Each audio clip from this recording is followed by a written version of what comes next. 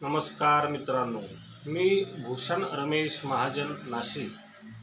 अध्यात्मोपदेश भूषण महाजन चॅनलवरून मी नित्य संवाद साधत असतो. आज असा विषय आपण चिंतनासाठी घेतला आहे, जो विषय म्हणजे कर्मठ वृत्ती. मित्रांनो, आपल्या सर्वांना माहिती आहे कर्मठ वृत्ती म्हणजे काय असतं. कर्मठपणा ज्याला म्हणतात तो शिस्तप्रिय किंवा त्या संबंधाने कर्मठ वृत्ती असते. आपल्याला आठवत असेल, पूर्वापार परंपरेने आपले वडील किंवा आजोबा असतील ते देवधर्माबाबतीत शास्त्र, नियम, रीती, परंपरा या बाबतीत कर्मठपणा त्यांच्या अंगी होता. कारण कर्मठपणा असल्या कारणामुळे ते शास्त्र नियमांशी कुठलीही तडजोड करत नव्हते. पूर्वी जेव्हा धार्मिक विधी किंवा घरातली देवपूजा असेल, जेव्हा आजोबा करत बसायचे, करायचे, तेव्हा त्यांना पूजा अनुरूप आवश्यक असलेल्या गोष्टी पाहिजेच होत्या. त्यामध्ये कुठलीही सोयीचं म्हणून त्यांनी त्याच्याशी तडजोड केली नाही. ते कर्म त्यांनी आहे त्या पद्धतीनेच केलं, ते शास्त्र नियमांना धरून केलं आणि त्याविषयी शिस्तीची उच्च भावना ठेवून कर्म केलं जातं. त्याला कर्मठपणा म्हटलं जातं. म्हणजे धार्मिक विधींबाबतीतही त्या गोष्टी आवश्यक आहे. त्याने काय होतं तर शास्त्र आणि नीती नियमांचं अविरतपणे पालन घडतं. कुठलीही सोयीचं म्हणून त्या गोष्टी स्वीकारल्या जात नाही. जे शास्त्र नियमित रीतीने परंपरेने आहे त्याच गोष्टी केल्या जातात. आजोबा किंवा वडीलधारी मंडळी पूजा अर्चनाला बसायची, तेव्हा गणपती पूजा करत असताना गणपतीला आवश्यक असलेले लाल फूल किंवा दुर्वा असतील, या गोष्टी आवश्यकच होत्या. त्याशिवाय ते पूजा अर्चनाला बसत नव्हते. किंवा देवतांना वाहताना चंदन हे उगाळलेलंच आवश्यक आहे, त्या बाबतीतही त्यांचा आग्रह होता. त्याशिवाय ते पूजा करत नव्हते. ती व्यवस्था आधी करत होते. सोयीचं म्हणून त्यांनी त्या नियमांना आपल्या अंगी बांधलं नाही. ती कर्मठपणामुळे शास्त्र रीती नियम टिकून आहेत असं माझं मत आहे. कारण त्यानेच ते जोपासलं गेलं. आणि मग कर्मठ वृत्ती ही शास्त्र नियमांना धरून चालणारी आहे, हे लक्षात घ्या. कर्मठपण म्हणजे काय? शिस्तच आहे त्या बाबतीतली, फक्त ती उच्च प्रतीची असते.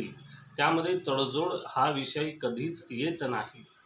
ही परंपरा ज्या रीतीने चालू आहे ते तसंच पुढे चालू ठेवणं, त्यामध्ये खंड न पाडणं, त्याविषयी कर्मठपणा असतो.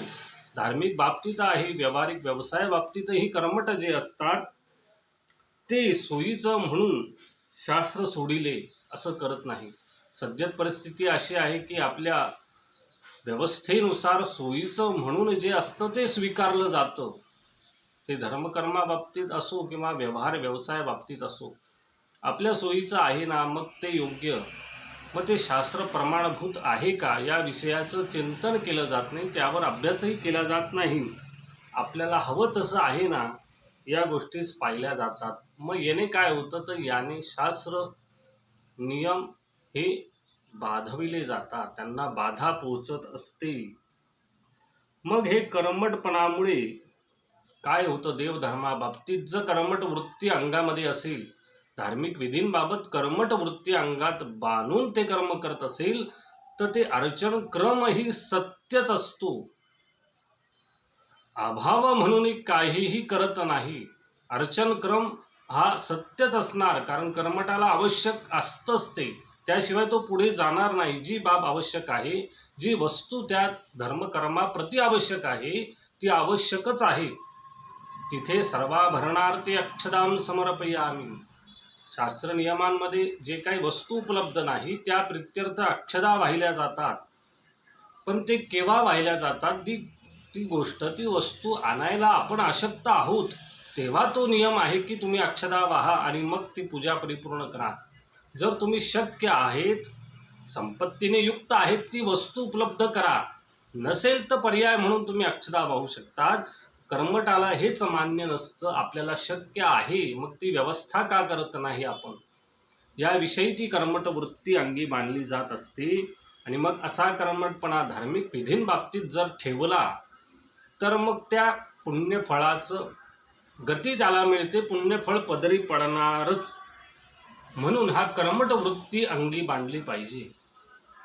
काळव्यवस्थेनुसार आवश्यक असलेल्या गोष्टी कराव्यात, पण जे अनावश्यक आहे, शास्त्र विपरीत आहे, आपल्या सोयीचं आहे म्हणून स्वीकारणं हे सोडलं पाहिजे. त्यातली नीती नियम तत्व जाणून घेतले पाहिजे. मग असं जर जाणून घेतलं आणि उत्तम कर्म केलं तर कर्मठपणा अंगी निर्माण होईल.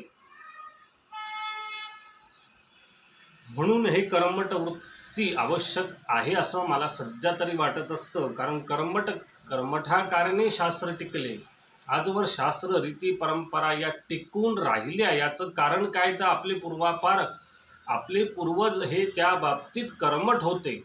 म्हणून आजपर्यंत धर्मकर्म आपल्या कुळामध्ये परंपरेने रीतीने चालत आलेलं आहे. आणि ते इथून पुढं चालवायचं असेल तर आपल्याला धर्मकर्म कुळ वंश परंपरा रीती या बाबतीत आपला कर्मठपणा आवश्यक आहे. आपण आज कर्मठपणा केला त्या बाबतीत तर आपली पुढची येणारी पिढी त्याविषयी गांभीर्य ठेवेल. आपण जर त्यांना हवं तसं करू दिलं, सोयीचं म्हणून स्वीकारून काहीही करायला लावलं तर ते कुळवंश परंपरेला रीतीला विरोधात जाईल. त्यामुळे ही कर्मठ वृत्ती आवश्यक आहे.